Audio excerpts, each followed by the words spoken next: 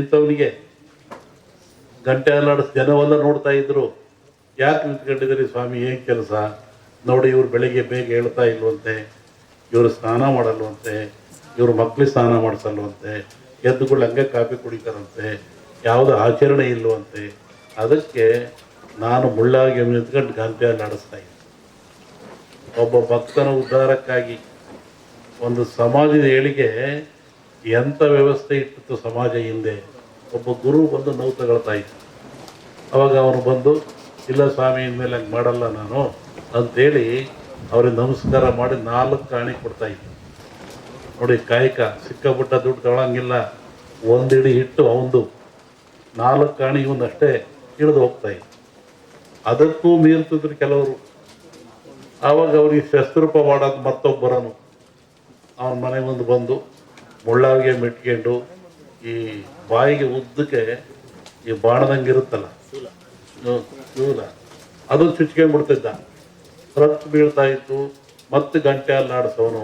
ಎಲ್ಲ ಜನ ಸೇರೋರು, ಯಾಕೆ ಇವನು 500 ಬೆಲೆ ಕೊಡಲ್ವಂತೆ, ಆ ಪೂಜೆನೂ ಮಾಡಿಲ್ವಂತೆ, ನೋಡಪ್ಪ ಇವನು ಅಂತ. ಹಂಗೆ ನೀನು ಯಾಕೆ ನಾವು ತಗೊಳ್ತೀಯ?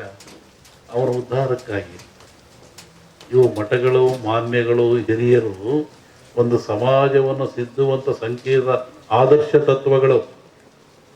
ಅವನು ನೋವು ತಗೊಳ್ತಿದ್ದ, ಮತ್ತೆ ಅವನು ಕೆಳಗಿಳಿತಾ ಇದ್ದ, 1 ರೂಪಾಯಿ ತಗೊಂಡು ಹೋಗ್ತಾ ಇದ್ದ. ಇಂತಹ ಒಂದು ವ್ಯವಸ್ಥೆ ಈ ಸಮಾಜದಲ್ಲಿ ಇತ್ತು. ಇವತ್ತು ಅದು ಯಾವುದೂ ಇಲ್ಲ. ಇವತ್ತು 500 ಕರಿಯರು, ಸ್ವಾಮಿಯರು ಕರಿಯರು, ವಾರ ಕರಿಯರು, ಹಬ್ಬಕ್ಕೆ ಕರಿಯರು, ಅಲ್ಲೂ ಇಲ್ಲ. ಈಗ ಹುಟ್ಟಿದಾಗ ಸತ್ತಾಗ 2 ಸತಿ ಕರೀತಾರೆ. ಅದು ಇದೆ ಇಲ್ಲೂ ಗೊತ್ತಿಲ್ಲ.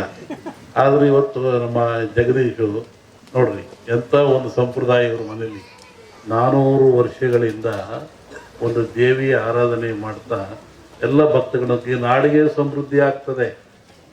ನಾಡಿಗೆ ಮನೆ ಸಾರಿಸ್ತಾ ಇದ್ರು. ಇವತ್ತು ಏನಿಲ್ಲ, ಹಂಗೆ ಕ್ಲೀನ್ ಮಾಡಿಬಿಡ್ತಾರೆ, ಫ್ಯಾನ್ ಹಾಕಿ ಗಾಳಿ ಉರಿಸಿಬಿಡ್ತಾರೆ. ಇಂಥ ವ್ಯವಸ್ಥೆ ಬಂದಿರೋದ್ರಿಂದ ಕ್ರಿಮಿಕೀಟಗಳು ಮನೆಯಲ್ಲಿ ಆವರಿಸಿದು, ಮನಸ್ಸಿನಲ್ಲಿ ಆವರಿಸಿದು, ಶರೀರದಲ್ಲಿ ಸೇರಿದು. ಇದಕ್ಕೆ ಬಹಳ ಚಿಂತನೆ ಮಾಡ್ಬೇಕು ಇವತ್ತೆಲ್ಲರೂ.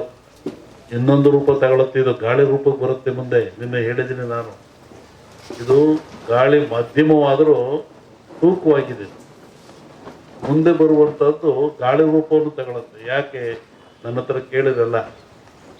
ನಿನ್ನೆ ಒಂದು ಖಾಸಗಿ ಕಾರ್ಯಕ್ರಮದಲ್ಲಿ ಬೆಂಗಳೂರಿನಲ್ಲಿ ಸಿದ್ದರಾಮಯ್ಯ ನಾವು ಮಾತಾಡ್ತಾ ಇದ್ವಿ. ಅವ್ರು ಹೇಳಿದರು, ನನಗೂ ಕೊರೋನಾ ಹೋಗ್ಬಿಡುತ್ತೆ ಗುರುಗಳೇ, ನಿಮ್ಮ ಟಿ ವಿ ನೋಡಿದೆ ಇನ್ನೂ 3 ವರ್ಷ ಹೋಗಲ್ಲ ಅಂತೀರಾ, ಹೆಂಗೆ ಮಾಡೋಣ ಅಂತ ಹೀಗೆ ತಮಾಷೆ ಮಾಡ್ತಾ ಕೂತಿದ್ವಿ.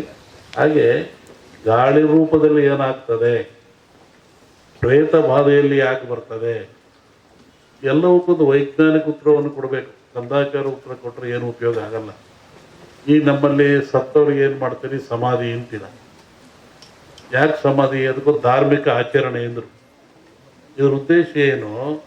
ಮನುಷ್ಯ ಪ್ರಾಣ ಹೋದ ಮೇಲೆ, ಶರೀರ ಶವ ಆದಮೇಲೆ ಇಲ್ಲಿ ಬರುವಂಥ ಫಂಗಸ್ಗಳು, ಕೀಟಗಳು ಬಹಳ ಅಪಾಯಕಾರಿ.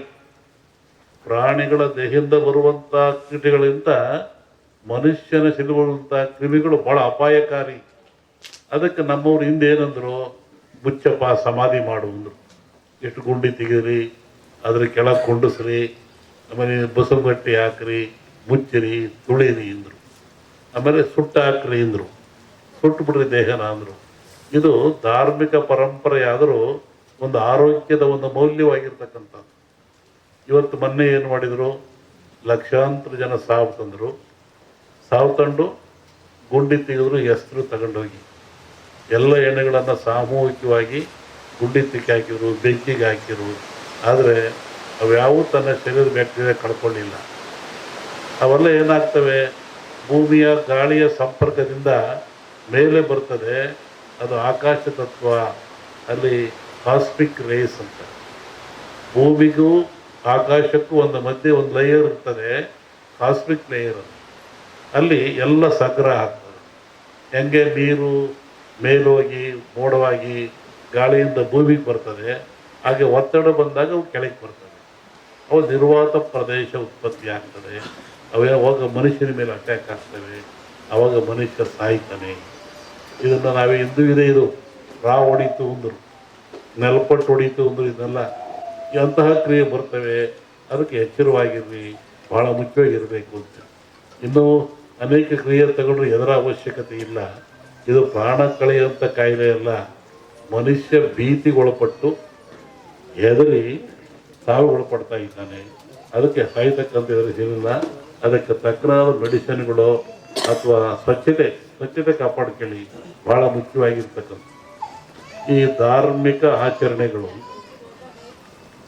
ನೀವು ಒಬ್ಬರನ್ನೊಬ್ಬರು ಕಂಡ್ರೆ ಏನಂತೀರಾ, ಆರೋಗ್ಯವಾಗಿದ್ದೀರಾ ಅಂತ.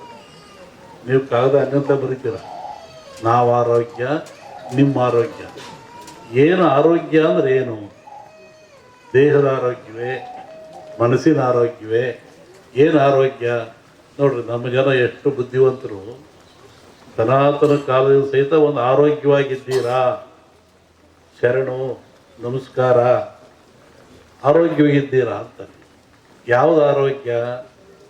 ಆರು ಯೋಗ್ಯವಾಗಿದ್ದಾವ. ಆರು ಯಾವುವು? ಮನುಷ್ಯರ್ತಕ್ಕಂಥ ಆರು ಯೋಗ್ಯವಾಗಿದ್ದಾವು. ಚೆನ್ನಾಗಿಟ್ಕೊಂಡು ಚೆನ್ನಾಗಿರ್ತೀರ ಅಂತ. ಕಾಮ, ಕ್ರೋಧ, ಮೋಹ, ಮದ, ಮತ್ಸರ, ಲೋಭ. ಕಾಮಕ್ಕೊಳಗಾಗಬಾರದು, ಮತ್ಸರಕ್ಕೊಳಗಾಗಬಾರದು, ಲೋಭಕ್ಕೊಳಗಾಗಬಾರದು, ಕ್ರೋಧಕ್ಕೊಳಗಾಗಬಾರದು, ಆಶೆಗೆ ಒಳಗಾಗಬಾರದು. ಈ ಆರು ಚೆನ್ನಾಗಿಟ್ಕೊಳ್ಳಿ. ಅದಕ್ಕೆ ಆರೋಗ್ಯವಾಗಿದ್ದೀರಾ. ನಾವು ಕೇಳೋ ಜನ ಕೇಳೋದು ಕಲ್ತ್ಕೊಂಡ್ವಿ, ಒಳಗಿನ ತತ್ವ ನಮಗೆ ಬರಲಿಲ್ಲ. ಇವತ್ತು ಹಬ್ಬ ಆಚರಿಸ್ತೀವಿ, ಸಮಾರಂಭಗಳನ್ನು ಮಾಡ್ತೀವಿ, ಕಾರ್ಯಕ್ರಮ ಮಾಡ್ತೀವಿ ಅಂದರೆ ಅದರ ಮೂಲ ಉದ್ದೇಶ ನಾವು ತಿಳ್ಕೊತ ಇಲ್ಲ. ಆ ಮೂಲ ಉದ್ದೇಶ ಏನು ಅಂದರೆ ಮನುಷ್ಯನಿಗೆ ಆರೋಗ್ಯದಾಯಕವಾಗಿರಬೇಕು, ಖುಷಿ ಇರಬೇಕು, ನೆಮ್ಮದಿ ಇರಬೇಕು ಅಂತ. ಹಿಂದಿನ ಕಾಲದಲ್ಲಿ ಒಂದು ಧರ್ಮ ಆಚರಣೆ ಇತ್ತು. ಗುರುಗಳು ಭಕ್ತನ ಉದ್ಧಾರಕ್ಕಾಗಿ, ಸಮಾಜದ ಶ್ರೇಯಸ್ಸಿಗಾಗಿ ತಾನೇ ನೋವು ತಗೊಳ್ತಾ ಇತ್ತು. ಹೇಗೆ ನೋಡಿ, ಈ ಭಾಗದಲ್ಲಿ ಕಮ್ಮಿ. ಅದು ಉತ್ತರ ಕರ್ನಾಟಕ ಹೋದರೆ ಜಂಗಿನ ಊರು ಕುಂತ ಇತ್ತು. ಒಬ್ಬ ಕಾಲಿಗೆ ಜಂಗ್ ಕೊಟ್ಕೊಳ್ಳೋದು, ಅವನು ಮನೆಗೆ ಬರೋದು. ಬೆಳಿಗ್ಗೆ 6 ಗಂಟೆ ಹೊತ್ತಿಗೆ ಬರ್ತಾ ಇದ್ದ. ಅಲ್ಲಿ ಬಂದು ಜಂಗ್ ಶಬ್ದ ಮಾಡೋವನು, ಅವು ಒಳಗೆ ಹೋಗೋವನು ನೋಡ್ತಾ ಇದ್ದ. ಏನು ಇವರು ಬಾಗಿಲು ಸಾರಿಸಿದಾರೋ ಇಲ್ವೋ, ಇವರು ಸ್ನಾನ ಮಾಡಿದಾರೋ ಇಲ್ವೋ, ಇವರು ಬೇಗ ಎದ್ದಿರೋ ಇಲ್ವೋ, ಇವ್ರ ಮನೆಯಲ್ಲಿ ಸ್ವಚ್ಛತೆ ಇದೆ ಇಲ್ವೋ ನೋಡುವಂಥ. ಅವನಿಗೇನು ಅಲ್ಲಿ ಹಿಟ್ಟಿಡ್ತಾ ಇದ್ರು, ಜೋಳದ ಹಿಟ್ಟು. ಒಂದೇ ಇಡಿ ಹಿಟ್ಟು ತಗೊಳ್ಳೋದು, ಜಾಸ್ತಿ ತಗೊಳಂಗಿಲ್ಲ. ಕಾಯಕ ದಾಸೋಗ ಅಂತ. ಒಂದಿಡಿ ಜೋಳದ ಹಿಟ್ಟು ತಗೊಳ್ಳೋದು, ಜೋಳಿಗೆ ಹಾಕಿರೋದು. ಈಗ ಎಲ್ಲರ ಮನೆಗೂ ಹೋಗ್ತಾ ಇದ್ದ ಅವನು. ಎಲ್ಲರ ಮನೆ